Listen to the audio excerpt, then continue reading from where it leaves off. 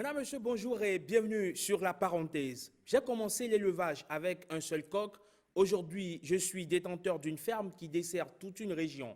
Je n'avais que 1000 francs en poche quand j'ai entamé le commerce. Aujourd'hui, je suis patron d'une entreprise d'import-export. Ces genres de témoignages foisonnent de plus en plus des success stories transcrits dans des ouvrages, des best-sellers pour certains.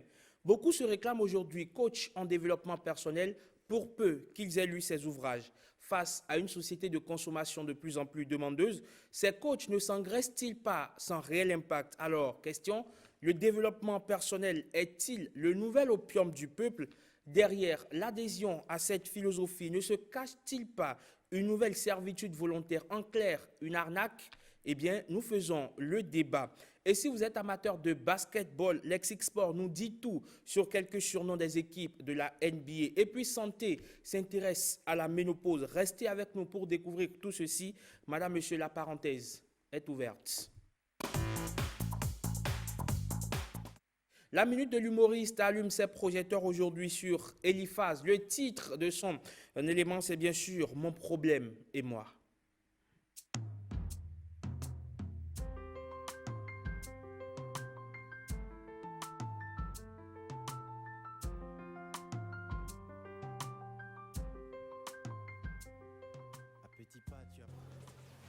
Toi, tu as quoi? Tu as quoi? Non, rien. Tu as quoi? Tu n'as pas honte. Tu n'as pas honte, hein? C'est quelle date aujourd'hui? C'est quelle date aujourd'hui? C'est le 3, non? Le 3. Le 3. Le 3. Tu as même la bouche pour prononcer. C'est le 3, non? C'est le 3, non? Bravo! C'est le 3. Et on doit payer le loyer le 5. Le propriétaire est déjà là, hein? Depuis Saint-Joël, elle est là, elle nous attend. Elle guette tes entrées et retours. Le mois passé, on n'a pas payé. Ce mois aussi, on ne va pas payer. Et tu viens me toucher. Tu oses me toucher. Dieu va faire, je vais Dieu va faire. Dieu va faire, non? C'est Dieu là qui a fait, on est là aujourd'hui. Ça ne va pas chez toi. Non. Regarde-moi ça. Je vais... Tu oses me toucher. Tu parles. Tu parles encore. Non. Tu veux me grimper, non? Et là, grimpe-moi. Faut me grimper. Et si c'est comme ça, on grimpe quelqu'un. Grimpe-moi, non, monsieur le grimpeur. Grimpe-moi. Parlez là. Parlez doucement. Toi, tu connais voisin. Ils n'ont qu'à écouter. Là, ils sauront le genre d'homme avec qui je vis. Tu veux parler? Les 500 francs que tu as donnés là, c'est ce qui reste ça. 75 francs. C'est pas 75 francs, c'est 80 francs. Ah, c'est les 5 francs qui restent là, je vais prendre ça pour te faire la sauce. Tu n'as pas de soucis. Si tu avais de soucis là, à l'heure là, tu serais au dehors comme tes amis, comme tes collègues en train de chercher l'argent en ville. Tu serais le commun des Béninois à cette heure là est en ville en train de chercher de l'argent. Mais je cherche l'argent, je cherche. Tu cherches l'argent. Tu cherches ça où? Tu cherches ça où? Les autres là, ils cherchent ça où et ils trouvent et toi tu ne trouves pas. Tu oses venir me toucher. On va continuer, on va manger Gary dans cette chambre ici. Gary matin, Eba à midi. Le soir encore Eba. Mais Dieu a fait, on a trouvé Gary là. On a trouvé Gary là. Fait, non? Ah, bientôt ce sera rien que de l'eau salée. On va boire de l'eau salée. C'est bien vitaminé même. Tu as vu comment je grossis, non? Je grossis pour mes parents. Quand tu es venu me chercher chez mes parents, j'étais comme ça. Donne même de l'argent pour que je puisse me tresser. Payer un panier, coudre un habit pour les fêtes là. C'est impossible. Tu t'es tressé maintenant. C'est ton argent. Ça fait une semaine, non? C'est ton argent. C'est pas mon argent. C'est ton argent. Ça veut dire que tu me trompes. Je te trompe. Ah, je te trompe.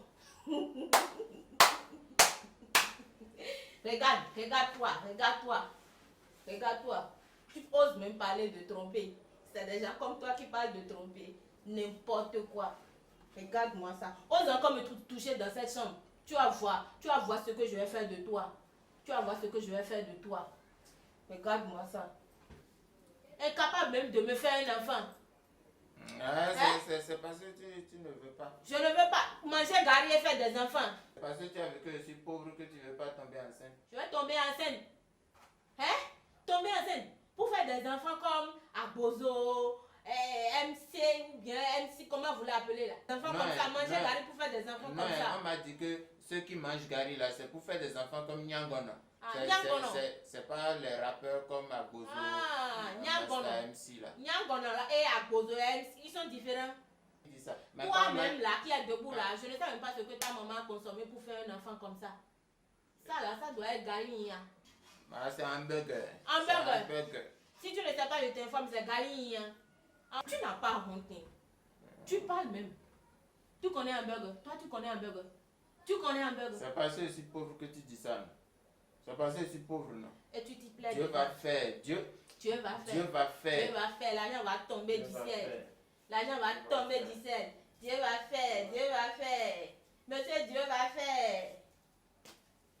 Monsieur Dieu va faire. C'est en restant dans la maison, en grimpant sur mon dos comme un petit bébé là, que l'argent va venir dans la maison. Regarde-moi ça. Regarde-moi sa tête. La tête de ceux qui mangent gari. Moi, manger gari dans cette maison. Matin, préparer pilon. À midi, une belle femme comme moi dans cette maison à galérer. Et tu ne cours pas pour aller chercher l'argent. Tu t'y plais dedans. Tu oses même venir toucher à... Tu me touches même. Regarde-moi ça.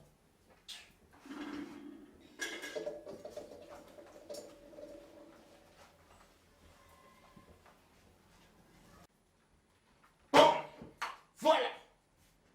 Les gens vont souffrir dans cette maison mais ne pourront rien faire. Je vais sortir. Je vais sortir. Les gens vont souffrir. Quels gens vont souffrir même? Tu parles de quels gens? Tu parles de quels gens? Je suis dedans. Tu parles de qui même? Est-ce que je te parle même, madame? Est-ce que moi-même je t'ai parlé? Je te dis, je vais sortir. Tu vas sortir, il faut sortir. Les gens vont souffrir Tu parles de quels gens?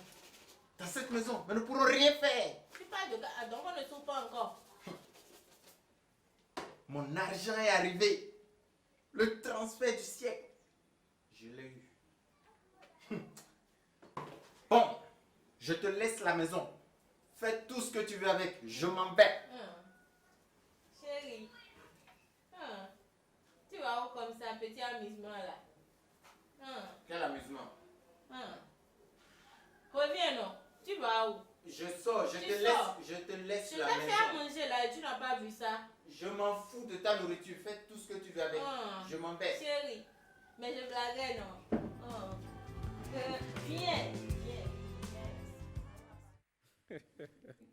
Eliphaz, dans Mon problème et moi, Mylène, ce revirement à 180 degrés, sinon à 360 degrés, l'humeur de la femme a intégralement changé quand en même temps l'autre a reçu un transfert d'argent. Bonjour et bienvenue. Bonjour Raymond, bonjour aux téléspectateurs. Ça se comprend, elle a eu solution à son problème. Ah bon, Oui. donc son problème c'était l'argent. Pas l'argent, il fallait que le monsieur subvienne aux besoins de la famille, manger, l'entretien de la femme et autres. Donc la solution était juste à côté. Et normal que l'humeur change. Donc la solution était ce transfert d'argent qu'il a reçu. Sans transfert d'argent, l'humeur n'aurait pas changé. Pas de sitôt. Pas de sitôt. Non. Merci. Allez, on installe la première escale de cette émission santé.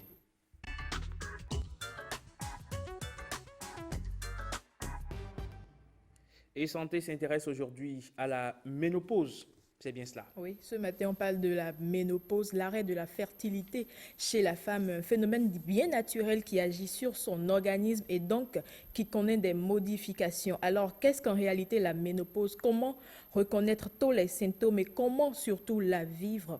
Ce matin, nous sommes avec le docteur Amos Bokodaro. Bonjour. Bonjour Mylène. Alors, avec vous, nous parlons de la ménopause. Déjà, en premier, qu'est-ce que c'est la ménopause? Bonjour Raymond, bonjour aux aimables téléspectateurs. Étymologiquement, ménopause découle de deux mots grecs. Ménos qui veut dire règle ou menstrue et posis qui veut dire arrêt ou fin. La ménopause est donc un arrêt permanent des menstruations qui résulte d'une perte de l'activité folliculaire des ovaires. C'est la définition de l'OMS. Je voudrais ajouter qu'il s'agit d'un phénomène physiologique, vous l'avez dit, totalement naturel, qui est consubstantiel à la vie de chaque femme. C'est-à-dire qu'elle intervient de façon indubitable à une certaine étape de la vie féminine entre 50 ans, parfois entre 40 et 55 ans, mais peut survenir un peu plus tôt, c'est-à-dire en deçà de 40 ans. Et dans ce cas, on parlera de ménopause précoce en termes pas trop jolis, mais en termes plus indiqués, on parlera d'une insuffisance ovunaire prématurée. Et comment est-ce que ça se manifeste? Comment savoir que je suis maintenant à ce niveau, à ce stade? Pour d'abord comprendre comment ça se manifeste, il faut connaître un peu le mécanisme. Contrairement à l'homme qui fabrique ses gamètes sexuelles à partir de l'âge de la puberté, je parle des spermatozoïdes, la femme, quant à elle, naît avec une réserve folliculaire. Les gamètes sexuelles de la femme sont fabriquées dès la vie intra-utérine, la vie embryonnaire. Ça commence à 12 semaines de grossesse et ça prend fin en moins de 3 mois. Déjà à 20 semaines, c'est fini. Et dans cet intervalle réduit, la femme produit environ 5 à 6 millions d'ovocytes. Ce nombre va décroître jusqu'à rester 2 millions à la naissance. Et là, lorsque la femme atteint l'âge de la puberté, il ne lui restera que 400 à 500 000 ovocytes. Vous allez me dire que 400 à 500 000, c'est beaucoup. C'est beaucoup. énorme. Mais ce qu'il faut savoir, c'est que chaque jour, la femme en perd. Chaque jour, les ovaires consomment des ovocytes, environ 16 à 24 chaque jour. Elle en consomme pendant, je parle de la femme, pendant les menstrues, pendant la grossesse ou bien lors de la prise des pilules. Et chaque mois, un seul ovocyte est libéré et c'est cet ovocyte qui pourrait être fécondé et devenir plus tard un embryon et un fœtus. Donc, il faut comprendre que la ménopause va découler de la perte de la capacité des ovaires à produire ces ovocytes. Parce que c'est un nombre qui n'est pas expansif. Et on l'a dit, ce nombre se diminue au fil des années. On comprend donc qu'à l'âge pubertaire, la femme est beaucoup plus fertile, mais plus elle va prendre de l'âge, plus sa capacité de fertilité, de reproduction va diminuer et plus elle deviendra moins féconde. Et c'est là qu'on parlera de préménopause ou périménopause et plus tard de ménopause. Les symptômes. Les symptômes varient d'une femme à une autre. Et ils sont de plusieurs ordres. On peut citer pêle-mêle le signe pathognomonique, c'est-à-dire le signe important, très important, capital, c'est l'arrêt des menstruations sur 12 mois consécutifs. Après cela, la femme ressent des bouffées de chaleur parce que qui dit baisse ou arrêt de l'activité des ovaires dit aussi baisse de production d'hormones, progestérone et estrogène. Vous voyez? Donc, on aura des bouffées de chaleur, elle va la sentir dans l'abdomen, ça va prendre le thorax, parfois ça monte jusqu'au visage. Ensuite, on peut avoir une sudation surtout nocturne. La femme transpire la nuit. Elle se réveille tout en sueur. Et avec les paumes de main qui sont moites, les plantes des pieds qui sont moites, elle peut prendre du poids de façon exagérée. On peut assister à des troubles d'humeur, à type d'anxiété, de nervosité, d'irritabilité. Parfois, il y a des troubles urinaires. Parfois aussi, il y a une sécheresse des muqueuses, surtout vaginales, pouvant conduire à une douleur lors des rapports sexuels qu'on appelle en langage médical dyspareunie. On peut aussi avoir, parce que l'estrogène agit sur la fixation de calcium sur les os, on peut avoir une fragilité osseuse pouvant aboutir à une ostéoporose, c'est-à-dire la femme, au moindre faux pas, peut faire des fractures. Voilà, pêle-mêle, quelques signes qu'on peut citer. La liste n'est certainement pas exhaustive. Oui. Vous avez donné tout à l'heure la tranche d'âge. Est-ce qu'il y a moyen, est-ce qu'on a la possibilité de ralentir la ménopause? Non, on l'a dit, c'est un phénomène naturel, et un phénomène naturel, biologique, c'est un fait incontestable. Tout le monde va passer par là, toute femme doit passer par là, et il n'y a pas possibilité de ralentir, puisque le nombre d'ovocytes à la naissance est connu, et ce nombre n'augmente pas. La femme, à partir de 20 semaines, ne peut plus jamais produire d'ovocytes, à moins qu'elle les ait conservés à l'avance. Il y a des techniques aujourd'hui pour est-ce à dire que conserver. plus tôt on a ces menstruations, c'est-à-dire plus tôt on a les premières menstruations et plus vite on atteint la ménopause? Ce n'est pas forcément ça. On peut avoir les premières menstruations plus tôt et pourtant atteindre la ménopause à l'âge idéal, à l'âge normal, entre 50, 52, 53 ans. Mais on peut assister, du fait de certains phénomènes, à une ménopause précoce. Et ça, il y a des choses qui sont incriminées, consommation de tabac, consommation d'alcool, les interruptions de grossesse à répétition. Parce qu'on l'a dit, lorsque la femme va gaspiller ses ovocytes, ou bien lorsque les ovocytes, du fait de certaines circonstances, seront libérés plus vite qu'il n'en faut, ou bien lorsque une femme est peut-être née avec un capital qui est en deçà de la réserve normale pour les autres femmes, vous comprendrez que ces genres de femmes entreront plus précocement dans la ménopause. Et là, on parlera, comme je l'ai dit, d'insuffisance ovarienne prématurée. Parce que le terme ménopause précoce est un peu péjoratif. Alors, une femme pas ménopausée à 60 ans, par exemple, c'est un miracle de Dieu. Bon, c'est un peu exceptionnel parce que c'est des cas rares, Généralement, déjà, à 50, 52, 53, 55, la femme est déjà... Actuellement, on a par contre l'impression que ça vient plus tôt. Oui, ça vient plutôt à cause des facteurs que j'ai définis. Ça ne vient pas plutôt chez toutes les femmes. Mais si la femme était prédisposée, si la femme utilise son corps de façon désordonnée, si la femme consomme du n'importe quoi, comprenez que ça peut venir plus tôt. Est-ce que ça peut être héréditaire, c'est-à-dire dans une famille X, on est prédisposé à avoir la ménopause un peu plus tôt?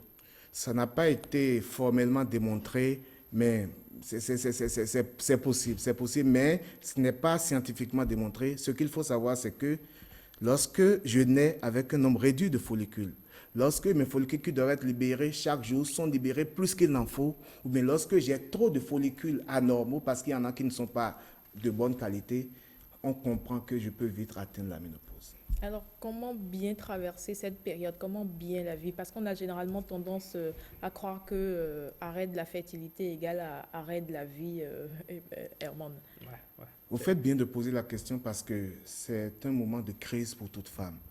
J'ai cité ces signes-là, ces signes qui sont vécus comme des signes inhabituels, un phénomène inhabituel pour la femme.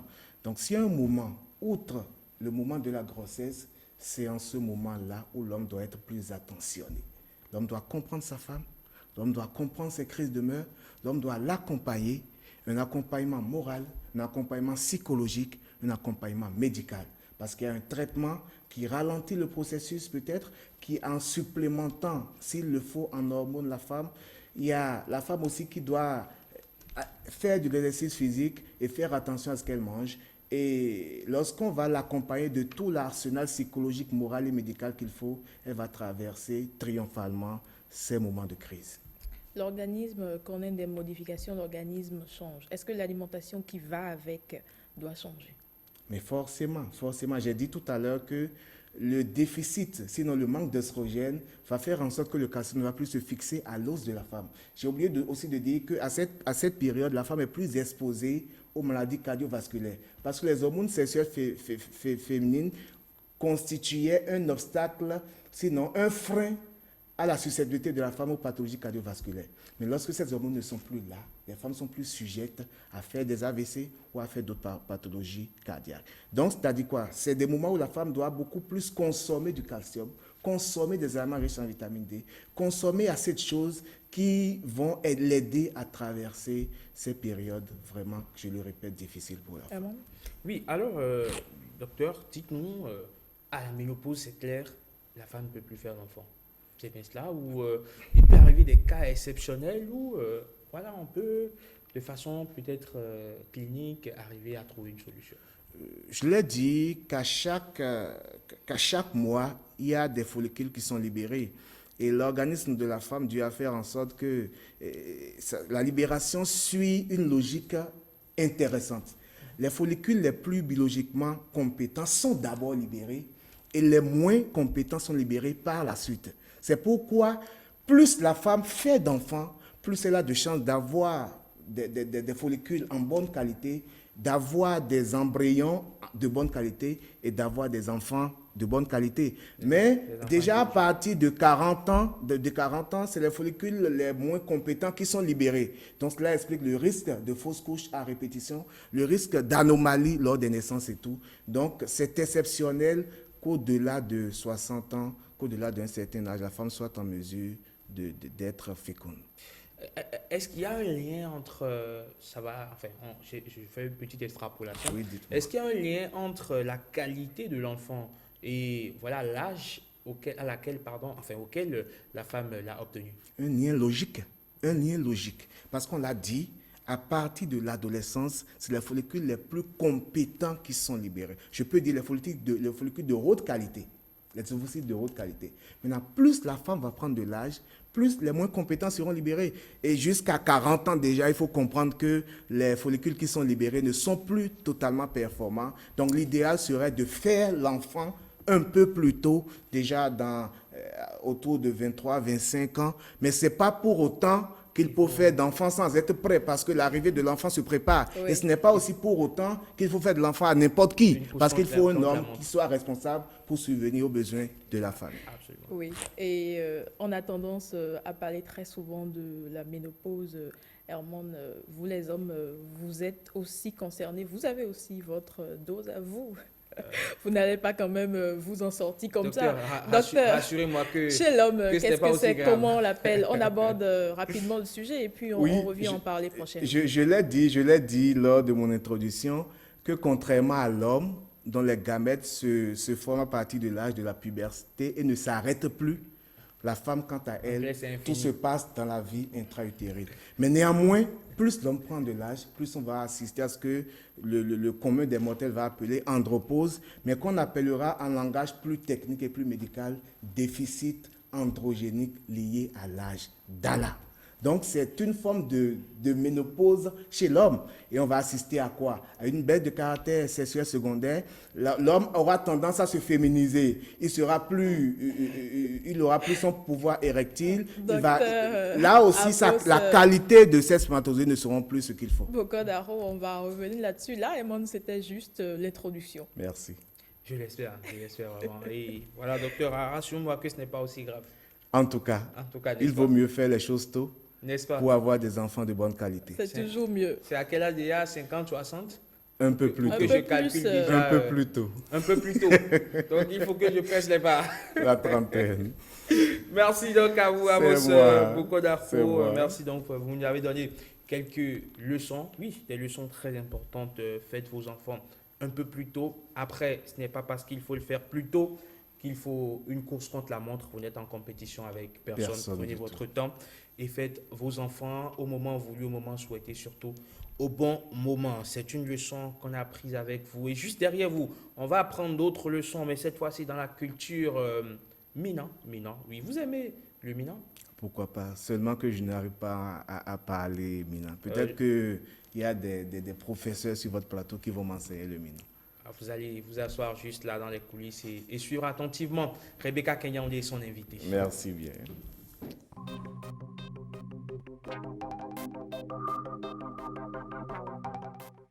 Le son d'ici, c'est avec Miss Kenyande qui est déjà avec nous sur ce plateau. J'ai envie de dire Rouge Becca, n'est-ce pas? Bonjour et bienvenue Rebecca. Bonjour Herman Amégan, bonjour Mylène, bonjour aux téléspectateurs, ravi de vous retrouver encore pour cette semaine.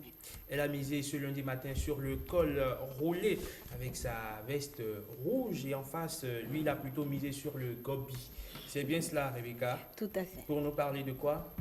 Pour vous parler, le son d'ici, nous irons avec le rythme Agbadja de Bessie. Bessie Zolawadi, un génie de la musique tout simplement. Tout à fait.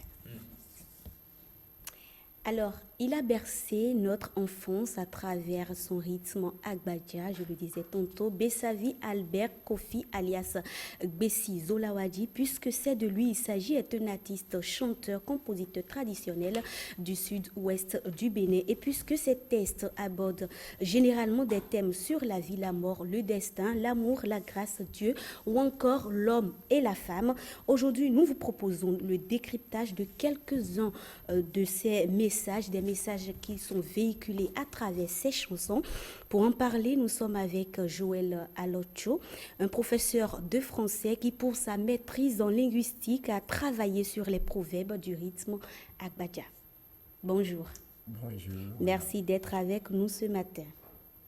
Alors déjà pour commencer, dites-nous, qu'est-ce qui caractérise la culture Oula et Wachi? En fait, c'est des peuples voisins. Leur langue s'aligne sur les mêmes types, les P.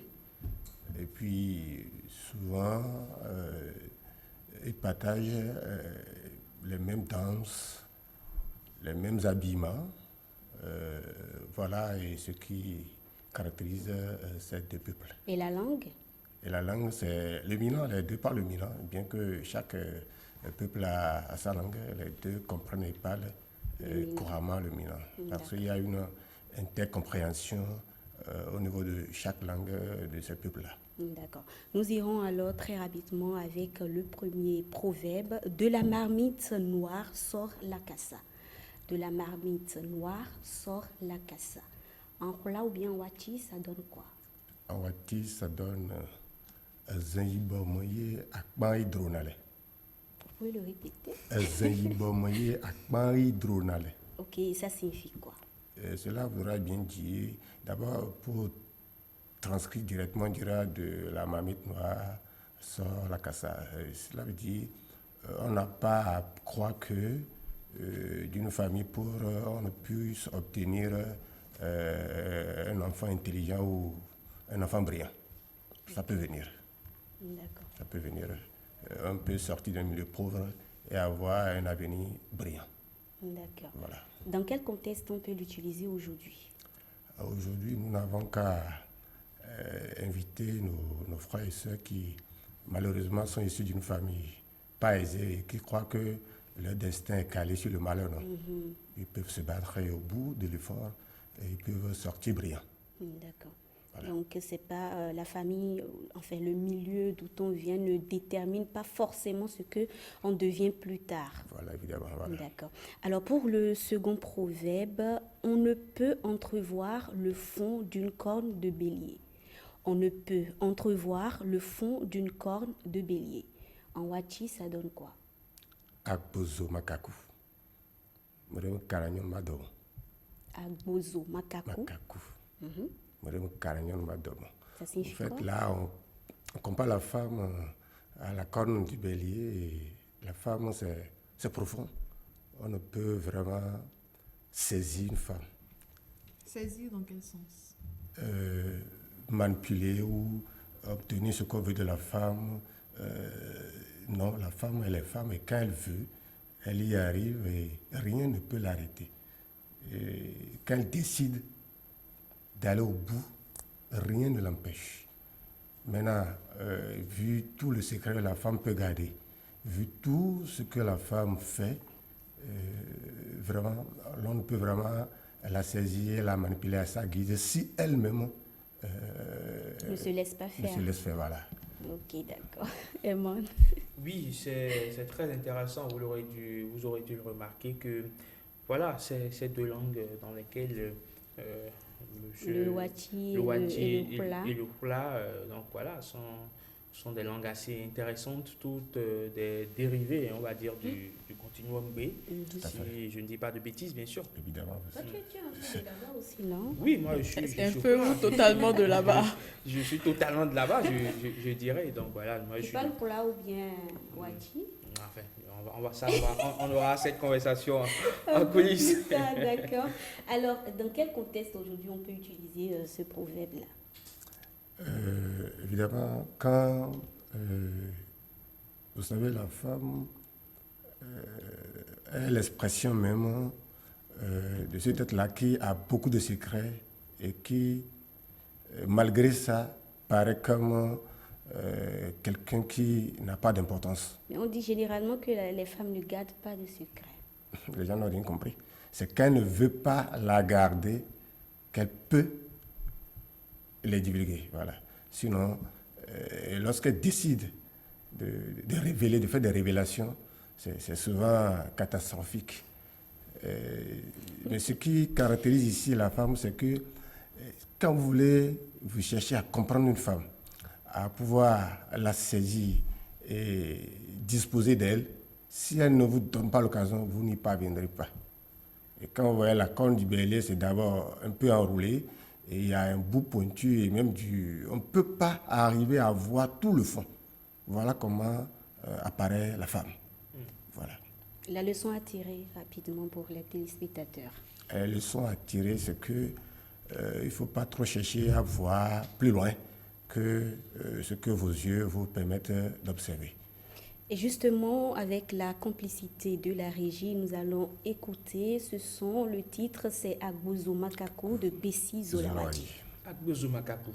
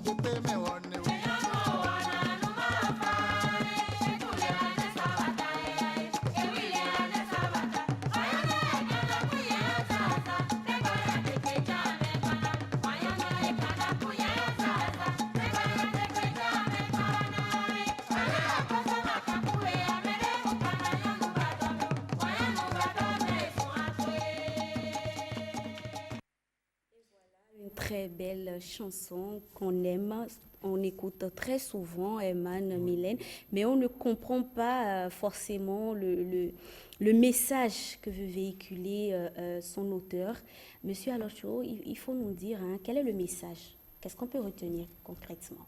Ce qui est à retenir concrètement ici, c'est de comprendre que la femme, elle est... Elle a des principes, surtout que ne cherche pas à trop savoir qui elle est. En voulant fouiller une femme, en voulant fouiller dans son destin, en voulant chercher à la saisir, à l'appréhender, vous risquez de vous perdre et même perdre votre vie. Parce qu'elle est diffuse, elle est lourde, elle est profonde. Elle a un mystère. C'est un mystère simplement. Merci beaucoup pour le mot. Autant que l'homme petit H. Non, la femme, c'est vraiment spécial. Et vous savez aussi que tous nous savons que c'est un être sacré, compte tenu de son rôle de maternité qu'elle joue souvent. Donc, elle représente cet élément-là qu'il ne faut pas se donner le luxe d'aller manipuler à sa guise. Voilà. Et quand elle n'est pas prête à céder, vous n'y parviendrez pas. Même avec un fusil, elle va rester ce qu'elle est, même devant des menaces avec des armes, elle ne changera pas, elle ira au bout, elle pourra faire ce qu'elle voudra faire. Elle n'a peur de personne, de rien, à moins qu'elle ait choisi de vous obéir. Mais quand elle ne veut pas vous obéir, vous ne pourrez rien. Voilà ce que Bessie a voulu faire comprendre à travers Sumosu. D'accord. Alors Mylène, la semaine passée, tu nous parlais, vu sur le net, avec cette blague-là, la femme, elle sort avec qui elle veut, elle fait ce qu'elle veut. Quand elle elle le veut, comme quand elle le veut. comme elle le veut. Donc, c'est tout simplement pour dire que la femme, elle doit être choyée, elle doit être chouchoutée, on doit être aimé. On doit recevoir tout l'amour possible de la part des hommes. On ne doit pas nous maltraiter parce que quand même, ouais, on représente un mystère de la vie. Voilà. Mère de l'humanité. Ça se passe le commentaire. Ah bon. Ça se passe le commentaire. Alors, merci beaucoup, Joël Alocho. Et pour la route, nos téléspectateurs doivent retenir quoi de tout ce qu'on a dit? De faire avec la femme. De La faire femme. avec la femme. Oui, c'est un C'est-à-dire partenaire de vie. On ne peut pas faire la vie sur terre en dehors de la femme. Et quand on a une femme à côté, c'est sûr qu'on peut aller loin, très loin. Je crois que Bessie a voulu célébrer la femme et a montré qu'on ne doit pas s'amuser aussi avec une femme.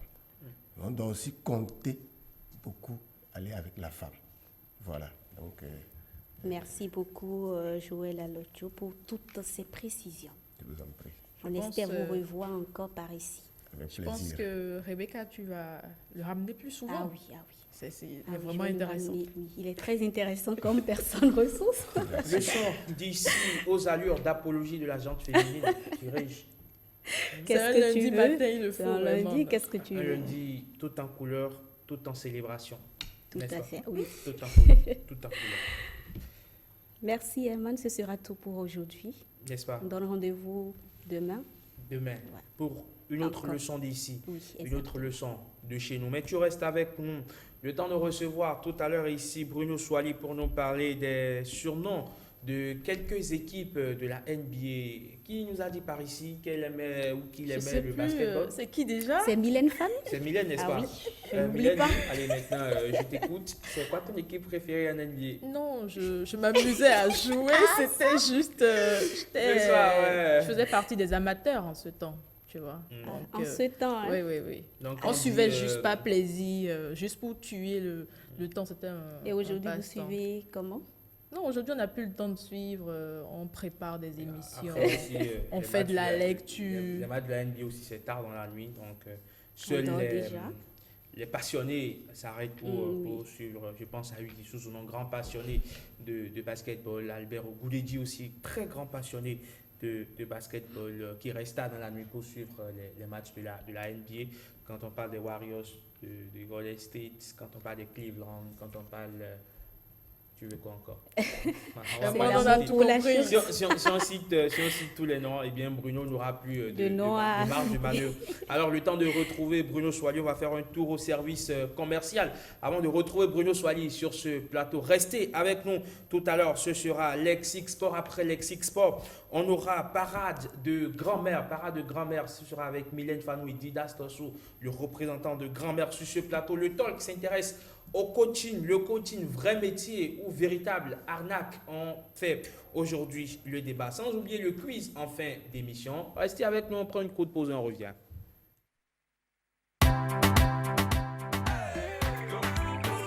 Un anniversaire, c'est une fois l'an et il faut le rendre spécial avec Birthday TV. Dis-le directement à la télé tes vœux d'anniversaire de naissance, mariage, création d'entreprise et tout type d'anniversaire. Avec 10 499 francs CFA seulement, dis Happy Birthday à papa, maman, à ta chérie, au patron, à tes collaborateurs et à tous tes êtres aimés. Vos vœux passeront le jour de l'anniversaire du lundi au vendredi à 7h30, 13h30, les samedis et dimanches, 13h30 et 18h30. Attention, attention! Besoin de visibilité sur votre marque, entreprise ou envie de devenir partenaire, annonceur, sponsor et autres? Rejoignez-nous sur Birthday TV pour des moments inoubliables. Comment faire? Pour plus d'informations, contactez-nous sur WhatsApp au 00229 66 29 60 60. Birthday, que du bonheur!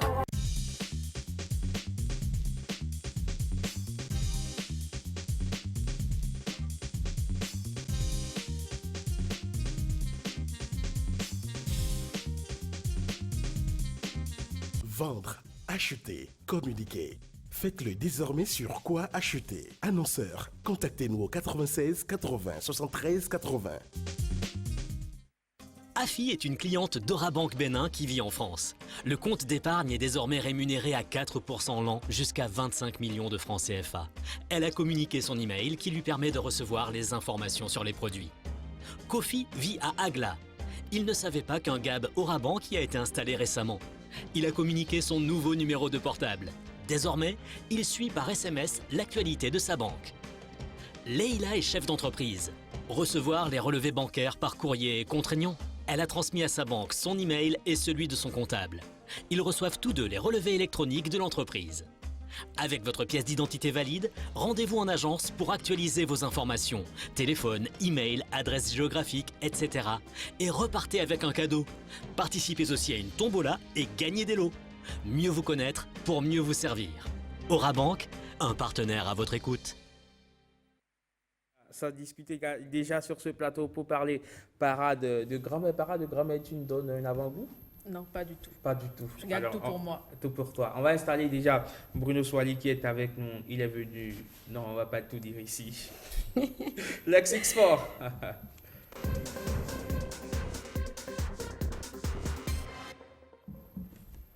Ça n'a pas été facile, mais il est là quand même, notre sportif maison. Bruno, bonjour et bienvenue. Bonjour Eman, bonjour Rebecca, bonjour à vous Mylène. Je salue tous les téléspectateurs, très heureux de les retrouver une fois encore pour une nouvelle semaine qui démarre sur des chapeaux de roue. Le plaisir est partagé, Voilà. plaisir est partagé.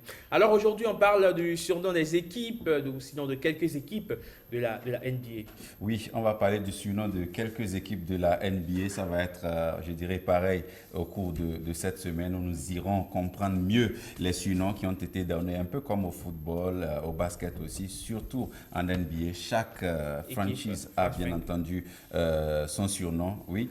Mais d'où viennent ces surnoms-là? Souvent on se demande, souvent parfois même on a du mal à prononcer certains de ces surnoms-là. Mais tout ceci sera, je dirais, mis au clair, décortiqué cette semaine. Et on va commencer par les Los Angeles Lakers que vous aimez les tant. Lakers de Los Voilà, Angeles, les Lakers de Los Angeles ou les Los Angeles Lakers. Pour rester donc en anglais, il faut dire, Herman, qu'au niveau de ce nom, les investisseurs qui détenaient la franchise de Detroit Games décident de s'exiler à Minneapolis en 1947. Donc c'est l'histoire un peu. Et le Minnesota également a connu comme l'État aux 10 000 lacs. Voilà, donc c'est un État qui est vraiment arrosé par beaucoup de lacs. Et donc, c'est de là que vient donc la source de ce nom, de ce surnom, je dirais plutôt, les Lakers. Parce que voilà, c'est une franchise qui, je dirais, s'installe dans une région de 1000 lacs, si vous voulez, comme on le dit souvent. Et donc, les Lakers, parce que lake en anglais, c'est un lac simplement. Donc, les gens du lac, voilà, les Lakers, comme on dit souvent. Et voilà, donc ainsi, lorsqu'ils déménagent à Los Angeles en 1960, les Lakers gardent leur surnom légendaire. Donc, c'est un club qui n'est pas aujourd'hui, je vais dire, logé là où il est. Enfin, là où il est né. Donc, c'est un club qui a été, je dirais, délocalisé simplement à un moment donné. Donc, de Minneapolis pour Los Angeles. Mais ils ont gardé le nom, comme quoi ils sont restés attachés à leurs origines. Donc, ils viennent de la région.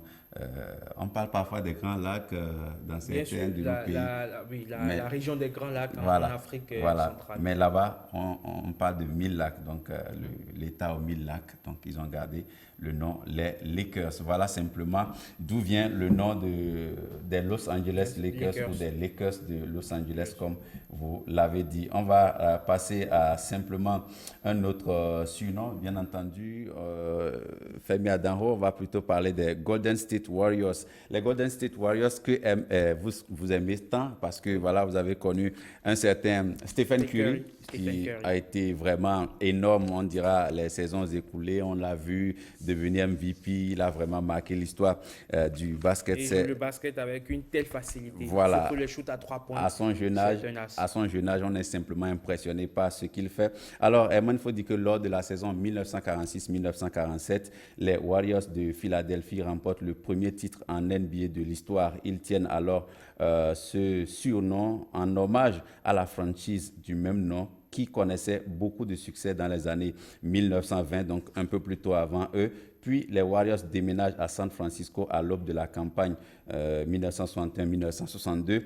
Ils s'établissent dans la baie d'Oakland en 1971 et décident de changer de nom. L'État doré de la Californie est honoré par le nom de Golden State qui veut dire État doré. Warriors qui veut dire guerrier, donc les guerriers issus de l'État doré. Donc voilà pourquoi on appelle ce club les Golden, ou cette franchise si vous voulez, les Golden State Warriors. Donc, Herman, on va partir avec un autre club, certainement que vous allez aussi beaucoup aimer. On va parler de... Les Cleveland peut-être? Cleveland Cavaliers, vous voulez un peu plus tard. On va un peu plus tard. Donc, je vois que c'est certainement un club que vous aimez beaucoup, mais j'affectionne aussi. Ah, d'accord. Particulièrement. D'accord. Donc, mais ce matin, nous allons parler des Thunders d'Oklahoma. Vous connaissez? Bien sûr. Vous aimez? Pas outre mesure. Ah, d'accord. Pas autant que les Cleveland et les Lakers. Ah, donc vous venez de dire vos deux clubs préférés, Cleveland et les Lakers. Et les Lakers, d'accord. Moi, je vais vous parler des Thunders d'Oklahoma City. Thunder, en anglais, ça veut dire le tonnerre, en fait. Donc, c'est la signification. Alors, quand la franchise quitte la regrettée ville de Seattle en 2008, les fans d'Oklahoma City ont choisi entre 64 surnoms différents. C'est finalement la foudre qui plaît, bien entendu, le plus. Et Oklahoma City donc va garder le nom de Thunder, rebaptisé donc Thunder. À l'origine, la franchise à Seattle était nommée les Supersonics. Donc, ce n'était pas le nom original des Thunders d'Oklahoma, ils étaient appelés les Supersonics, mais ce nom a été changé déjà pour faire écho à un projet de transport supersonique imaginé par Boeing. La société détenait une grande usine dans la région de Seattle où était donc implantée l'équipe d'Oklahoma City. Bon, voilà, donc une autre équipe qui a aujourd'hui aussi délocalisé parce que voilà, elle a régné beaucoup plus à Seattle, mais aujourd'hui, elle s'est retrouvée du côté d'Oklahoma. Donc, Herman s'est dit que beaucoup de franchises en NBA, dans leur histoire, ont connu de la délocalisation, on va dire en fait. Beaucoup de franchises ne sont pas là où elles sont nées aujourd'hui, mais pour une raison ou une autre, elles ont dû quitter. Mais donc, elles ont gardé ce nom-là de Thunder d'Oklahoma City, pour dire donc le tonnerre ou la foudre d'Oklahoma. Mesdames, qu'est-ce que vous avez retenu, Rebecca? Interrogation écrite, annotée sur 20 tout de suite. On va poursuivre parce qu'il y a 30 à faire. Oui, donc, donc cette semaine, donc mercredi, on revient, vendredi, on boucle avec. Voilà, on va revenir sur les Houston Rockets, les Cleveland Cavaliers. Voilà, Sacramento Kings. Il y a tellement de surnoms qu'on va passer en revue cette semaine. Les San Antonio Spurs également. Rebecca? Ce sont des noms qu'on Tu as retenu quoi? Non, tu as retenu quoi? Oklahoma. Et toi, tu as retenu? Que c'est bien de jouer au basket.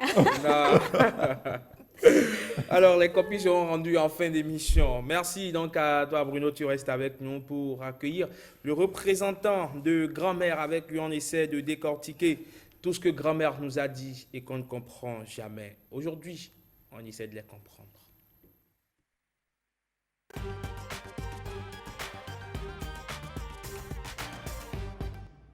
Parade de grand-mère. Madame Parade de grand-mère est déjà là, avec nous, Mylène. Oui.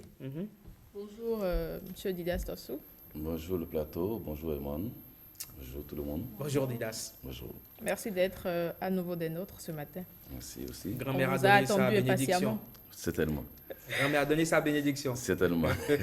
Alors, Rebecca, on t'a certainement déjà dit une ou plusieurs fois qu'on ne se lave pas les mains en premier quand on dîne ou déjeune avec une personne plus âgée que soi. Tout à fait. Monsieur Didas Tossou, est-ce vrai ou c'est juste exactement pour qu'on reste plus longtemps ou pour qu'on mange plus longtemps? Non. D'abord, vous savez, tout à l'heure, notre ami de Wachi disait que les femmes, il faut les respecter. Grand-mère, il faut la respecter. Elle regarde beaucoup. Elle suit beaucoup. Elle observe. Elle observe. C'est ça, elle observe. Elle constate que quand son mari mange et que les enfants mangent, le mari ne permet pas aux enfants de laver les mains avant lui. Pourquoi? Parce que quand le mari mange, il mange avec les esprits, les anciens, nos grands-parents, nos aïeux. Donc, comment se fait-il qu'en voulant manger l'enfant va dire, je suis rassasié, bon, je lave les mains, je m'en vais. Non. Le papa mange avec les esprits de la maison. Le papa mange avec tous ceux que vous connaissez qui ne sont pas là, qu'on ne les voit pas. Donc, si papa lave les mains et que l'enfant lave les mains, on jette l'eau, ça veut dire que les esprits qui ont accompagné ce repas pendant qu'on mange aussi ont lavé les mains. C'est papa qui a mangé et qui a lavé les mains et les esprits ont lavé les mains. C'est ce que ça veut dire. Ça veut dire quoi? C'est un signe de respect. On ne mange pas, une grande personne ne mange pas seule. Vous voyez toutes les commodités qu'on met avant qu'une grande personne ne mange. Vous constatez, un enfant peut dans la rue manger, faire ce qu'il veut. Mais une grande personne prend des précautions, il y a des commodités qu'on a avant de manger.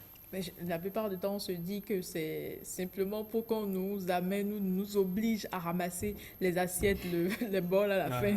Non, ça c'est même très simple. Hein. On sait que si on mange, l'enfant va ramasser, ou encore en son temps même, c'est maman qui venait ramasser. C'est maman qui venait ramasser. Donc, ce n'est pas que c'est l'enfant, c'est maman qui faisait tout, elle ramenait tout, c'est tout. Et l'enfant regarde ce que maman fait. L'enfant regarde ce que papa fait.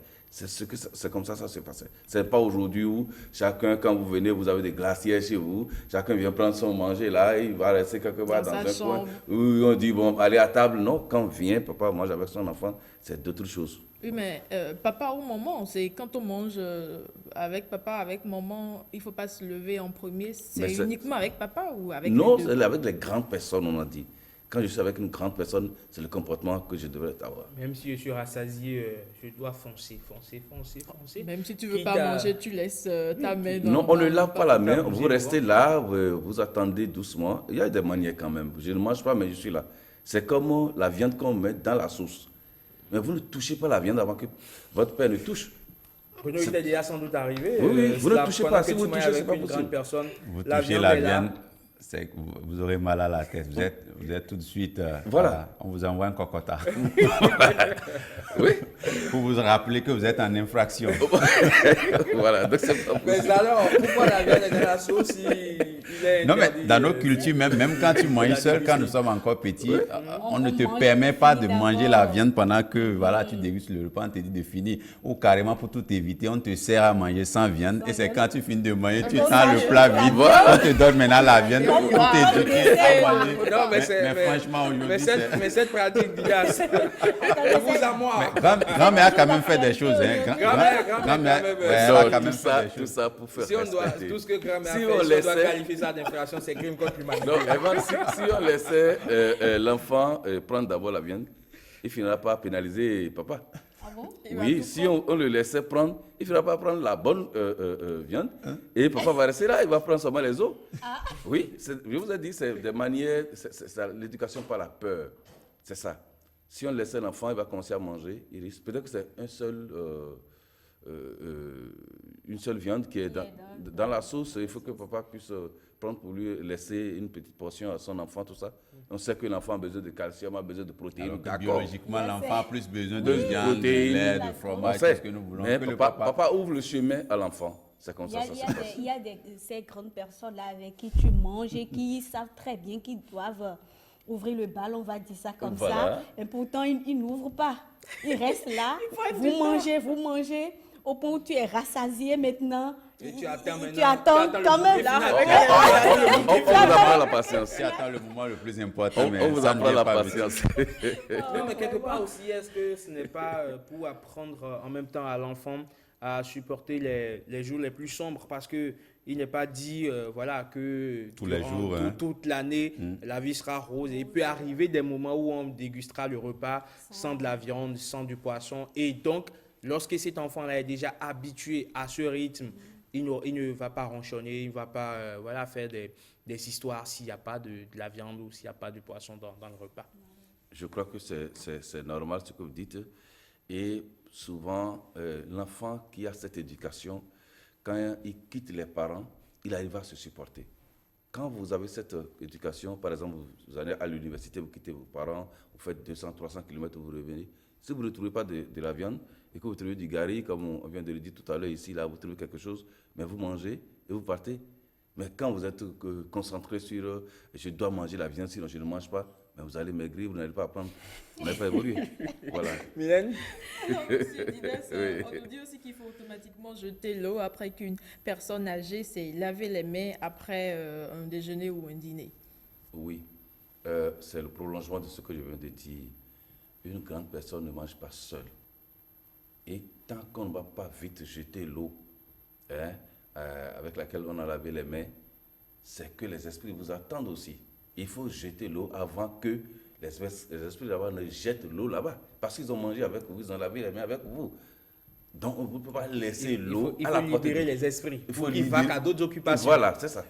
Donc les esprits mangent avec vous. Et ils ont lavé les mains avec. Et nos prières, ce n'est pas aujourd'hui où nous sommes dans des églises révélées. Hein.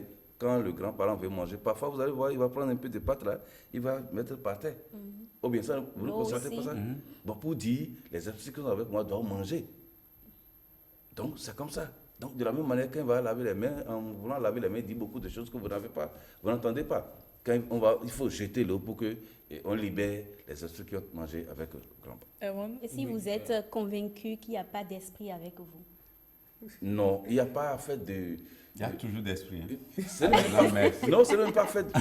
Avec grand-mère. Il y a toujours d'esprit. Oui. Actuellement, vous parlez des églises révélées. Actuellement, le croyant, il dit je mange avec Jésus. Avec Jésus. Le Saint-Esprit. Donc, le Saint-Esprit. Donc, en mangeant, en débutant, tu donnes un peu au Saint-Esprit ou tu lances au Non, Saint-Esprit. mais vous voyez déjà, comme il n'y a pas l'autre esprit et que c'est Jésus-Christ, mais vous priez.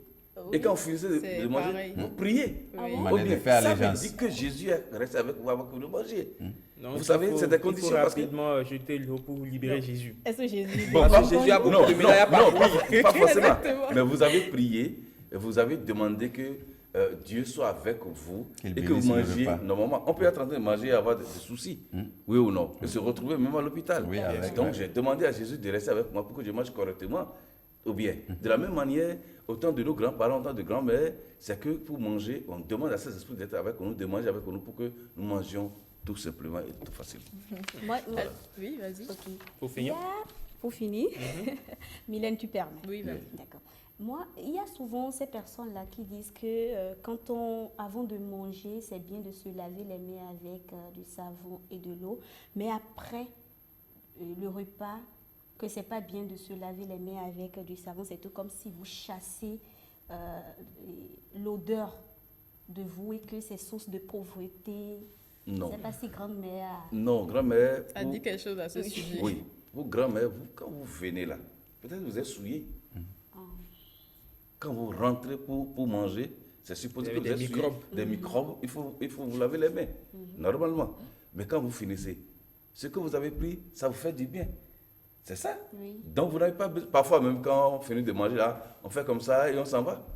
Ou bien, On était gamins. on était gamins, voilà. Alors, Raymond, pour finir, on parle toujours repas, on parle toujours nourriture, on ne sait jamais. Pour nous, Ça, peut-être maintenant, c'est pour qu'Hermone véritablement finir. nous réserve un petit déjeuner à la fin, on ne sait jamais. Ouais, Nous. Possible, possible. Alors, Sachant monsieur qu'il est Didas, gentil. on nous dit que lorsqu'on est à table et qu'on nous rend visite en fonction du niveau où on est, c'est un bon signe ou un mauvais signe? Très bien. Pour grand-mère, quand vous êtes en train de manger et que quelqu'un vous visite, c'est un bonheur, c'est une chance.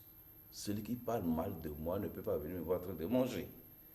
Parce que manger, c'est la résultante de tout ce que j'ai fait, que je retrouve dans mon plat. C'est ça, non? Oui. Ce pourquoi vous courez, c'est pour manger. Et donc, si je viens, je mange, ce n'est pas pour moi, non, c'est le bonheur, ça. Tout ce que vous faites, c'est pour le bonheur, c'est ce qu'on mange. Et quelqu'un vient voir ce que vous mangez. Il n'est pas venu vous voir en train de pleurer. Donc, celui-là parle bien de vous. Mais à contrario, quand vous finissez de manger juste À peine, et la personne vient là, soit il va mal penser de vous, soit il va vous amener une mauvaise nouvelle. Ça se constate souvent. Et vous allez voir.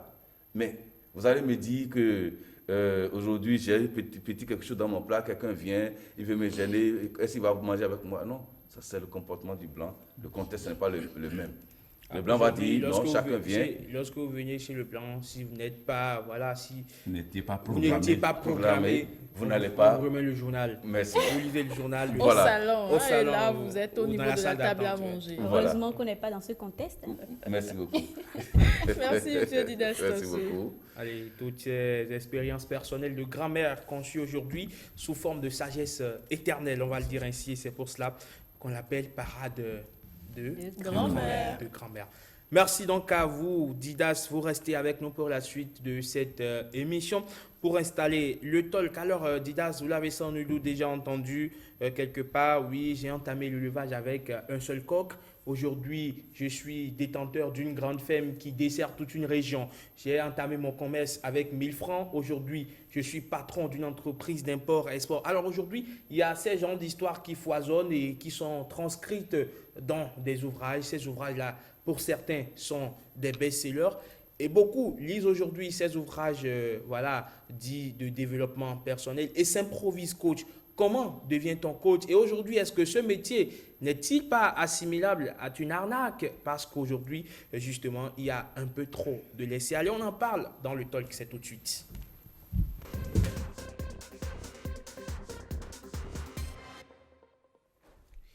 Et le talk, ce sera avec le coach Marcel Effon. Marcel Effon, il est coach en développement personnel. Il est avec nous pour décortiquer le sujet, pour sans nul doute aussi défendre sa corporation. On lui accorde la parole dans la parenthèse. Coach Marcel Effon, bonjour. Bonjour Herman, bonjour à tous les téléspectateurs qui nous suivent en ce moment. Comme vous l'avez dit, il sera au contraire alors d'apporter de la lumière afin que les gens ne se trompent point. Il ne sera pas question de défendre naturellement une corporation parce que ce n'est pas facile de défendre une corporation. Pendant qu'on parle, évidemment, comme on le constate, il y a beaucoup de coachs aujourd'hui. Et comme je l'ai dit la dernière fois dans une conférence, j'ai du plaisir à voir beaucoup de personnes s'improviser coach. Pourquoi? Quand vous allez aux États-Unis, quand vous allez en France, partout dans le monde, il y a beaucoup de coachs. Mais ce qui fait la nuance entre un vrai coach, un professionnel, et celui qui s'improvise et qui s'essaye, c'est la capacité alors du professionnel à pouvoir mobiliser autant de neurones que possible en un temps record pour amener son vis-à-vis à produire du résultat. On parlera du vrai coach. Et ceci dit, comme tout métier, alors le métier du coaching est un jeune enfant qui est en train de grandir. Quand vous allez en France, on vous parle des arnaques, des coachs arnaqueurs, on vous parle en Europe, aussi bien en Amérique, des dérives alors sectaires, comme un médecin qui, à la sortie de l'université, avec un diplôme de médecin, alors commence à s'essayer sur les premiers patients, sans fausse modestie, alors va échouer, jusqu'à ce que l'expérience lui permette, plutôt que d'échouer, alors d'amener les autres à produire du résultat. Donc, vous comprenez avec moi qu'il devrait avoir autant de dérives sectaires, si tant est que le coach est un nouveau métier auquel on devrait apprendre à connaître. Madame, monsieur, le coach Marcel Effon, et ça a déjà commencé. Je suis sûr, oui, je suis sûr, parce que le coaching aussi, c'est l'art de la parole, n'est-ce pas, Bruno Soili? Oui. Et j'ai l'impression, justement, que les gens surfent sur cet art-là pour, quelque part, anarquer la population. Oui, comme dans toute corporation, je crois qu'il a reconnu de façon un peu subtile. Dans toute corporation, il y a des brebis galeuses, on va dire ça comme ça. Tout le monde ne peut pas être propre. A priori, on ne peut pas dire d'une profession que c'est une profession d'arnaque parce que vous sollicitez des services, vous attendez des résultats. Donc, le service vous est soit bien rendu, vous payez pour parce que c'est une consultation aussi, quelque part, c'est un accompagnement où le résultat n'est pas atteint et dépendant du contrat qui vous lie avec votre client, vous n'êtes peut-être pas payé ou rémunéré à la hauteur de ce qui avait été prévu. Mais je pense que tout dépend du cadre, en fait, du cadre qui est créé pour. Parce que sous nos cieux, les coachs généralement ne travaillent pas sous contrat. Ailleurs, les coachs travaillent avec des contrats bien établis. On peut vous confier une situation, vous confier un enfant, on vous confie quelqu'un qui est peut-être moralement vraiment atteint. et on vous dit, voilà, si vous réussissez à le sortir de sa situation et à le faire retrouver, je ne sais pas, le goût de la vie ou à le faire réussir dans telle mission, voilà. Et il y a un contrat avec des articles bien stipulés, tout est clair. Mais sous nos cieux, ça se fait parfois beaucoup plus entre, de façon amicale. Voilà, je vous rencontre, j'ai une situation, je vous en parle, vous me proposez vos services. Voilà, on en discute de façon, Et après, ça peut créer des problèmes.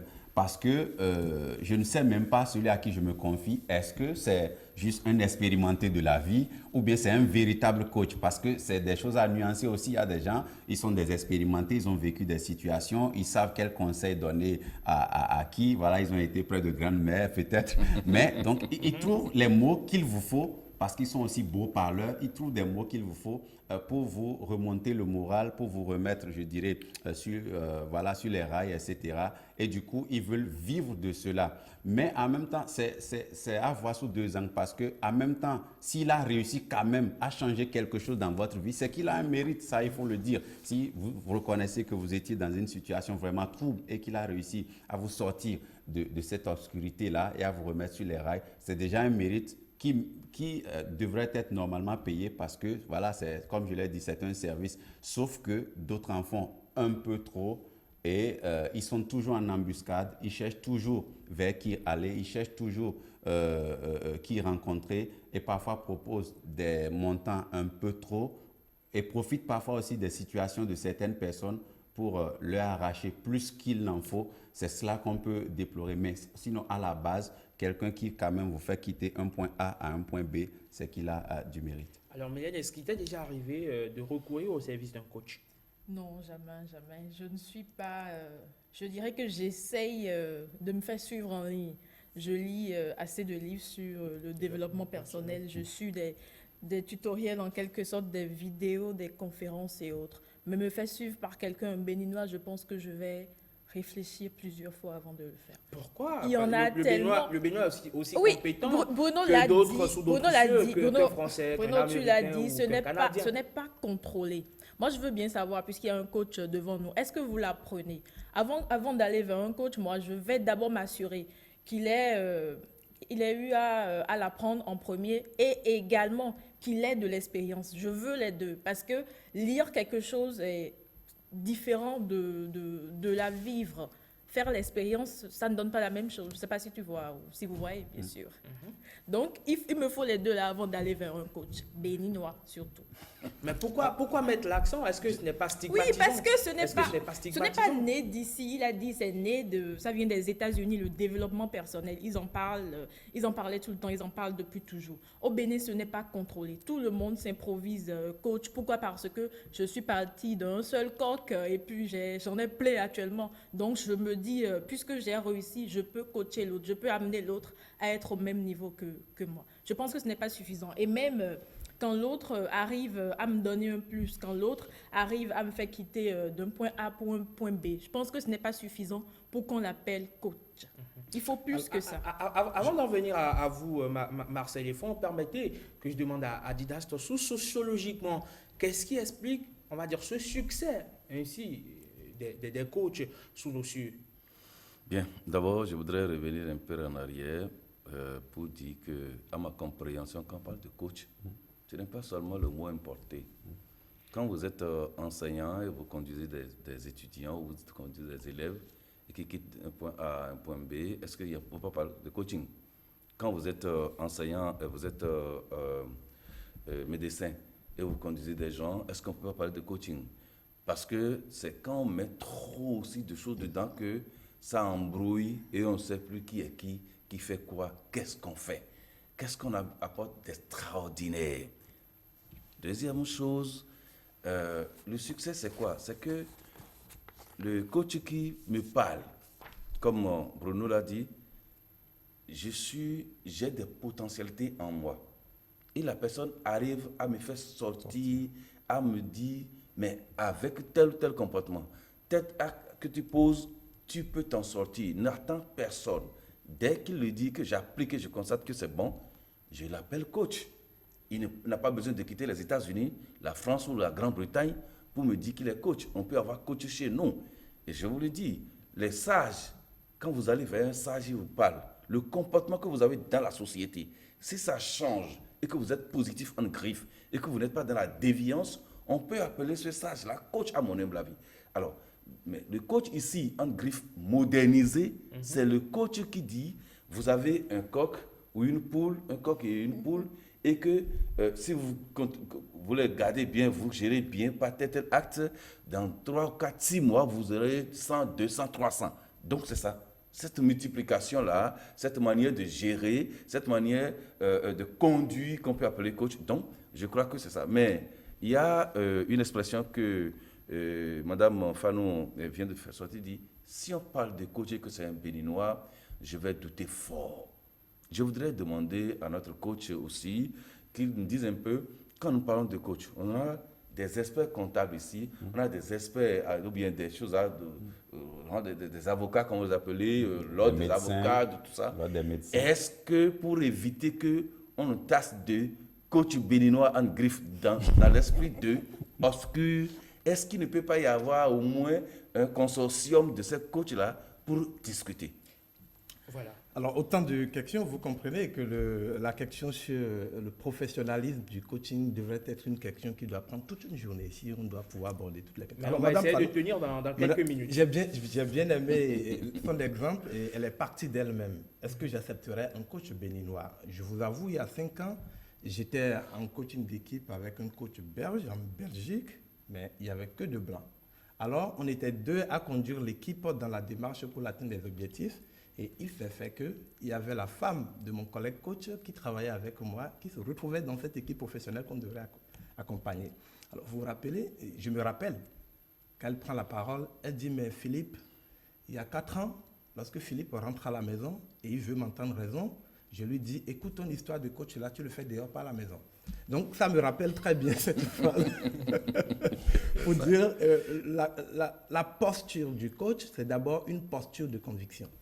C'est d'abord une posture de celui qui a la capacité, en un temps record, à mobiliser autant de neurones que possible pour amener son vis-à-vis à poser un acte qui lui permet d'avoir le résultat. Mais ça peut tromper. Autant que le gourou en face de toi, ce que tu n'as jamais pu faire, il réussit à te le faire une fois, tu le crois. Il te le fait faire 2 fois, tu le crois, mais une 3e fois, il devient ton gourou. Mais il faut d'abord que tu l'acceptes. Et toute personne d'abord a cette prédisposition-là à faire des choses extraordinaires. Mais nous ne connaissons pas le code secret pour manipuler, je parle bien, je contrôle bien mes mots, pour manipuler ces neurones et avoir le résultat en un temps record. Et lorsque le coach réussit à vous montrer ce code secret de votre propre succès et que vous le faites 1 fois, 2 fois, 3 fois, alors il devient votre gourou et il devient votre vrai coach. Mais s'il est à côté de vous, vous comprenez avec moi que lorsque je commence à vous parler de la manipulation des neurones, vous avez peur. Déjà, le mot manipulation, c'est un mot négatif. Mais quand il s'en va jusqu'à vous dire, je suis capable de vous faire quelque chose que vous n'avez jamais fait. Mais il faut le croire d'abord avant d'accepter ce donner à lui. Est-ce que vous pouvez accepter que votre copain ou votre copine devienne votre coach? Ce n'est pas possible, parce qu'il faut le croire d'abord. Quand vous allez dans la Bible, les premiers qui étaient autour de Jésus-Christ ne le croyaient pas, mais il a fallu qu'il commence alors à sortir des miracles. Et plus tard, il est devenu le bon Dieu de tout le monde. C'est pour dire, le vrai coach, c'est celui qui, en réalité, vous donne la clé. Ce n'est pas celui qui devient votre gourou, qui, tous les jours, lorsque vous avez besoin de lui, vous êtes obligé alors d'aller le voir. Le vrai coach commence d'abord à vous poser des questions. Il se met dans la posture de celui qui vous écoute et progressivement, il vous amène à vous découvrir. Mais quand vous vous découvrez alors, vous utilisez des éléments, des outils qu'il y a en vous. Le coach n'a jamais travaillé à la place du coaché, par exemple. Lorsque vous confondez, par exemple, la terminologie du mentor, qui est dans la posture du faire, de celui qui a l'expérience, l'expertise, mais qui est prêt à accompagner pour, alors, amener vers le résultat, il devient celui qui est à côté de vous tout le temps, c'est le mentor.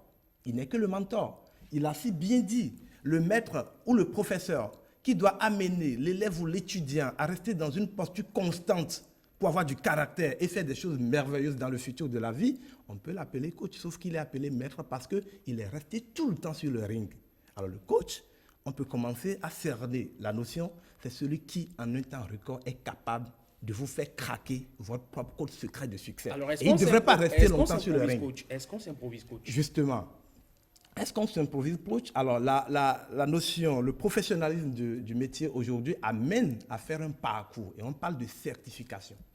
Et partout dans le monde, j'entends beaucoup parler d'école de coach. Non, on ne parle pas d'école de coach en ce moment. On parle d'un parcours, on parle d'un processus. Lorsque vous allez aux États-Unis, par exemple, pour devenir coach, on vous met dans une association de coach et vous commencez à apprendre la posture du coach. Et quand vous apprenez la posture du coach, on vous met en situation à chaque fois que vous voulez passer d'une étape à l'autre.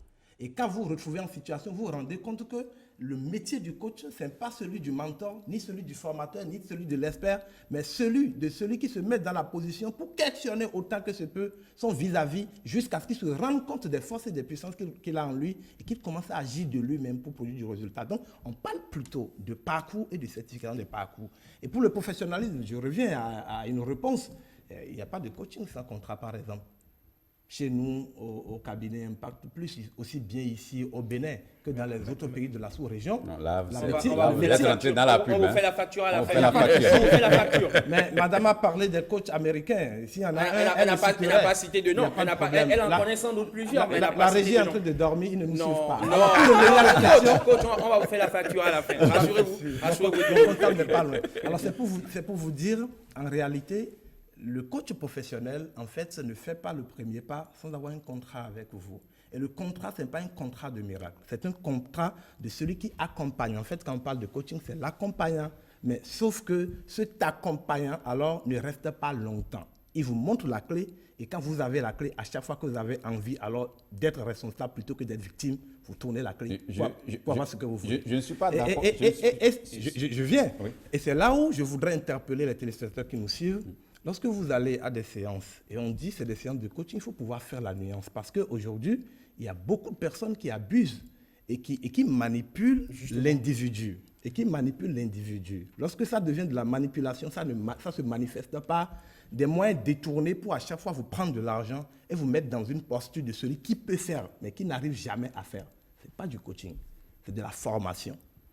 Et parfois, il y en a qui, plutôt que de rester dans la posture du pasteur, alors vous font croire à la Bible et vous disent qu'ils sont en train de vous coacher. Non, c'est un métier de pasteur. Il faut l'appeler par son nom. Mais vous comprenez avec moi, le coaching, parfois, aujourd'hui, on le considère comme un métier noble.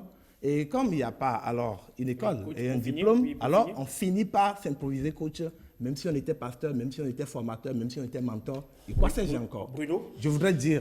Oui, avant que vous le disiez, Bruno, oui. Non, il y a peut-être un ou deux aspects qui me dérangent dans ce que le coach dit. C'est l'aspect temps record. Temps record parce que, a priori, pour moi, lorsque vous voulez aborder une situation de la vie de quelqu'un, vous ne savez pas tous les contours forcément. Lorsque vous avez un client qui vient parce qu'il a dit, ce n'est pas vous qui vous déplacez, ce sont des gens qui viennent vers vous voir. Il peut vous poser un problème, peut-être d'un enfant, je suppose par exemple, ou d'un jeune qui a besoin de réussir, qui est en échec encore, tout ce qu'il a essayé ne marche pas, etc. Donc, a priori, si vous devez définir un temps, parler de temps record, la réalité, c'est que vous ne la découvrez que lorsque vous commencez par travailler avec l'intéressé. Parce qu'en abordant l'intéressé, vous pouvez vous rendre compte qu'il n'a pas peut-être seulement des problèmes de concentration, de sérieux, etc. Peut-être qu'il est impatient, peut-être qu'il s'emporte vite, peut-être qu'il est un peu... je ne sais pas, il y a la démence qui le dérange. Vous pouvez rencontrer plus de problèmes que vous n'espériez en allant le voir. Donc, à partir de ce moment, parler de temps record, code secret, pour moi, ça paraît un peu surréaliste parce que ce n'est pas aussi simple que vous êtes en train de le dire. Maintenant, autre aspect, peut-être que Mylène a dit, autre aspect que peut-être Mylène a soulevé de façon subtile, c'est que ce métier de coach, est-ce qu'aujourd'hui, avec la sociologie africaine, est-ce que le métier de coach a de l'avenir véritablement? Parce que la vie en société en Afrique, c'est une vie de solidarité globalement. Souvent, votre problème, c'est le problème de vos proches. Quand vous avez une situation, tout le monde s'intéresse. Vous avez tellement de gens qui viennent vous soutenir. Est-ce que dans ça, véritablement, vous pouvez encore penser à un coach? Il y a tous ces problèmes. Oui, absolument. Avant d'oublier, si vous permettez, avant d'oublier, je suis très fier lorsque vous prenez la parole parce que vous touchez des points vraiment saillants qu'il va falloir qu'on éclaircisse avec nos téléspectateurs. Alors, vous venez de définir un métier, mais qui n'a rien à voir avec le coaching. Ce que vous venez de définir, c'est un métier d'expert, c'est un métier de psychologue ou de psychiatre ou de formateur. Ce n'est pas du coaching.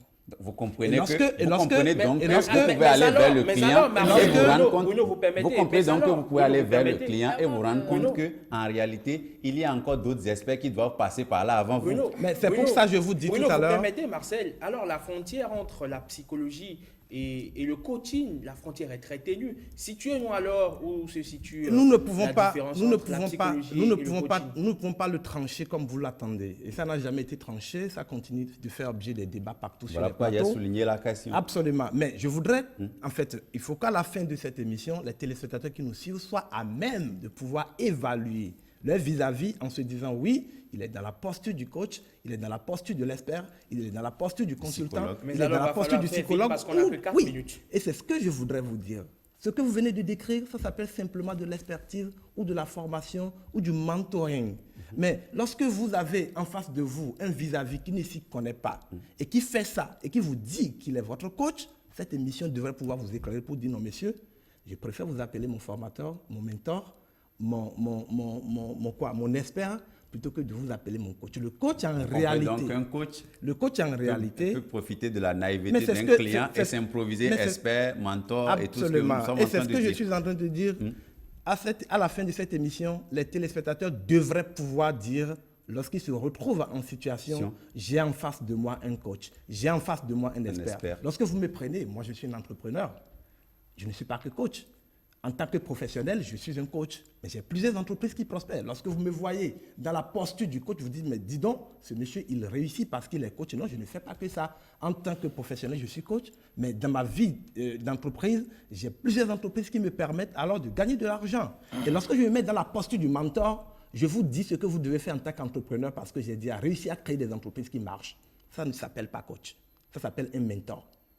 Lorsque vous avez un problème précis, et je me mets dans la posture de celui qui vous amène naturellement à identifier en vous le code et à utiliser désormais la clé pour l'ouvrir, je m'appelle coach. Et quelqu'un qui nous suit en ce moment devrait pouvoir faire la nuance entre celui qu'il a en face de lui et ce qu'il pense être. Ça peut être de la manipulation. C'est un métier alors qu'il est en train de grandir. Partout dans le monde où vous allez, ces débats continuent de fluer. Et c'est ce qui est bien. Plus tard, il va avoir alors des concepts sur lesquels on s'entend en disant, lorsque vous faites ça, on peut vous appeler coach et que le monde le connaît. Ça ne va pas mourir de sitôt, ça vient d'arriver en Afrique et ça va faire son chemin parce que si l'Amérique a pu être au niveau où il est, c'est parce que les Américains ont dû prendre par le coaching en se disant, moi je peux le faire. C'est ça le rêve américain et ils réussissent à le faire. Mais vous comprenez, Donc, on n'a plus assez de temps. On n'a plus assez de temps parce qu'il y a tellement dit dans vos propos. Et le monde, Non. Je veux comprendre. Il y a- Vous voulez des explications vous voulez Herman, dire- vous Non, avez je- mal fait de prendre juste, un sujet une comme simple- celui-là en une peu de simple temps. réponse. C'est N'est-ce votre pas? faute. Et je crois que ça devrait reprendre plusieurs jours pour que les c'est téléspectateurs Moi, j'ai- Oui, Mais- alors Ce dont on on va, parle. on va boucler si vous permettez, on va boucler parce qu'on a, Aïe, on a aïe, aïe, plus aïe, qu'une aïe. seule minute. On n'a plus qu'une seule minute, c'est vrai que la thématique elle est assez intéressante et il y a beaucoup de choses à dire. Mais on va essayer de dire Absolument. en peu de temps, on n'a qu'une Absolument. petite minute pour passer à la dernière rubrique de cette émission. Mylène, on va te permettre, oui, de réagir très rapidement en 15 secondes.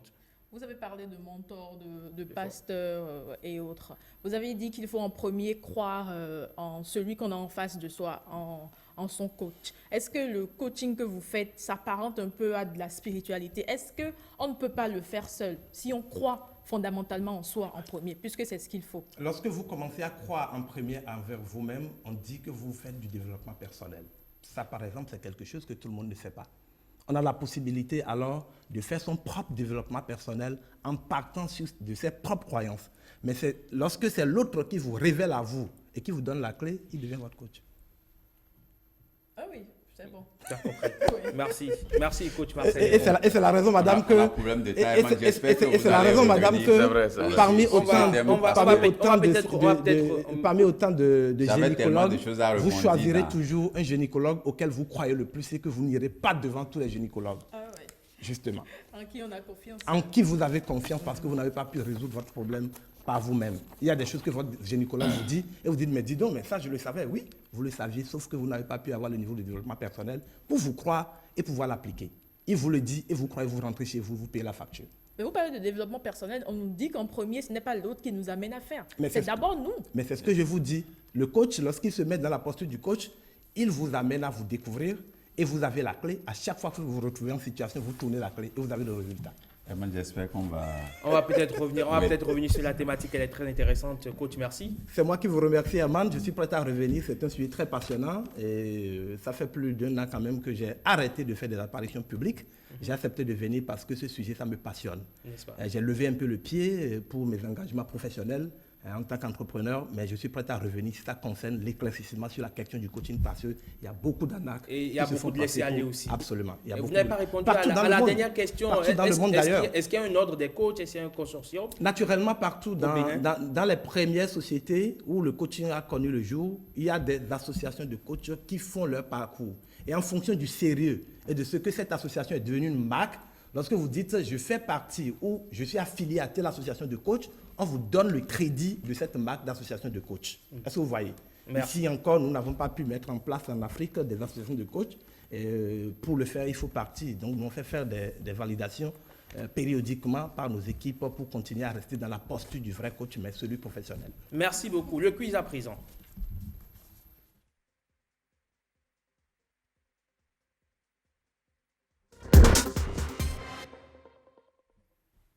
Coach Marcel, ils font le quiz, c'est 5 questions pour déterminer un grand champion. Alors, nous avons 2 équipes sur le plateau. Je ne sais pas si on va le faire invité, chroniqueur ou on prend des équipes. Tu vas avec le coach.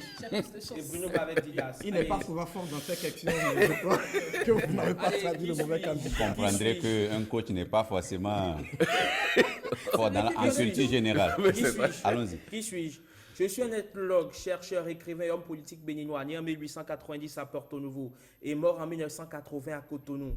J'ai été candidat à l'élection présidentielle non achevée de 68. Je suis considéré comme un patriarche de la littérature négro-africaine. Paul Azuma. Je suis considéré comme un patriarche de la littérature négro-africaine d'expression française. J'ai publié un roman historique en 1938, considéré comme un classique de la littérature africaine. Vu la qualité de cette œuvre, l'Académie m'a décerné mon prix de langue française en 1939. Le livre a été réédité en 1978 par une préface de Robert Cornevin aux éditions Maisonneuve et La Rose à Paris. Le livre a pour titre d'Ogissimi. Je suis Paul Azuma. Bonne réponse. Qui suis-je? J'ai pris le pouvoir par coup d'État en cette période au milieu d'un règne répressif et une monarchie totalitaire. Je regorge d'un physique d'une réelle force, si bien que j'étrangle un buffle vivant, blessé et féroce devant tout le monde. Je suis alors symbolisé par un buffle non habillé. J'incarne la puissance économique. Kézo. Qu'est-ce qui me met la puce à l'oreille? Le buffle. J'incarne la puissance économique de la période de mon règne car j'ai servi d'intermédiaire avec les comptoirs commerciaux européens. Dans la première moitié du 19e siècle, je développe la culture du palmier à huile afin de répondre à la demande et j'introduis de nouvelles cultures, maïs, tomates, arachides, tabac. Je tire ma révérence après 40 ans de règne qui m'ont permis de mettre le dent romain sur la piste du développement économique. Je suis le roi Guizou. Qui suis-je? Né en 1929 et mort en 2003 à Lyon, étudiant mes activités politiques me valent d'être enrôlé de force dans le corps expéditionnaire français en Indochine. Après les indépendances, mon opposition au régime de parti unique du président Oufoué en Côte d'Ivoire m'éloigne à nouveau de mon pays. Je suis devenu l'un des écrivains les plus renommés du continent africain. J'ai écrit En attendant le vote des bêtes sauvages en 1999, mais aussi Allah n'est pas obligé. Mon ouvrage le plus connu reste Les Soleils des Indépendances, publié en 1970. Amadou Kourouma. Amadou Kourouma. C'est moi qui ai donné. Amadou Kourouma. Bonne réponse, Thomas. Herman est en train de... Bon, qui suis-je? Qui suis-je? Je suis une légende, ambassadeur de la world music. Je me suis d'abord fait connaître dans les années 70 sur la scène locale avant de dominer les tops internationaux dans les années 80 et de bénéficier de l'engouement que suscite la musique africaine dans le monde au cours des années 90. Né dans une célèbre famille de griots, je fus l'un des premiers musiciens avec le Malien Salif Keïta. Bruno en feu ce matin. Ah ben oui. Avec Salif Keïta a diffusé la musique mandingue loin de ses frontières. Maître de l'instrument traditionnel à cordes qu'est la kora, doté d'une puissante voix avec yeke yeke. J'ai accédé à la gloire internationale et amené la musique mandingue sur les pistes de danse, surnommé le griot électrique. J'ai tiré ma révérence le 22 mai dernier. Je suis Mori Kanté. Dernière question. Qui suis-je? Je suis né le 20 janvier 1978 à Trappes, dans les Yvelines. Je suis le fils d'une femme de ménage mauritanienne et d'un père ouvrier sénégalais. J'ai grandi dans le quartier de Trappes avec mes amis Jamel Debbouze et Nicolas Anelka. À 17 ans, je travaille chez Radio Nova aux côtés du même Djamel. Omar Sy. Je suis un acteur, producteur, réalisateur, scénariste et humoriste. Le 2 novembre sort dans les salles françaises la comédie dramatique Intouchable, où j'incarne un trentenaire ayant grandi en banlieue devenu auxiliaire de vie d'un riche tétraplégique. Le long métrage connaît un succès avec plus de 19 millions de spectateurs. Je deviens alors la 3e personnalité préférée des Français derrière Yannick Noah et Zinedine Zidane, mais également le premier acteur noir à se voir décerner le César du meilleur acteur. Je suis bien sûr Omar Sy. Bonne réponse. Nous avons gagné. Bonne réponse pour Mylène, l'équipe de Mylène et de Bruno. Enfin, de Non, Mylène et non, du non, coach. du coach. Et du Voilà. coach. Allez. Merci beaucoup à toutes et à tous. Merci Marcel, merci Mylène, merci Bruno, merci Didas. Merci aussi à Rebecca Kendiandé. Merci à toute l'équipe de préparation et de présentation de cette émission. On se retrouve demain. Demain, quand il sonnera très exactement 7h. D'ici là, portez-vous très bien parce que vous le savez, sans vous, eh bien, nous n'existons pas. Au revoir et à demain.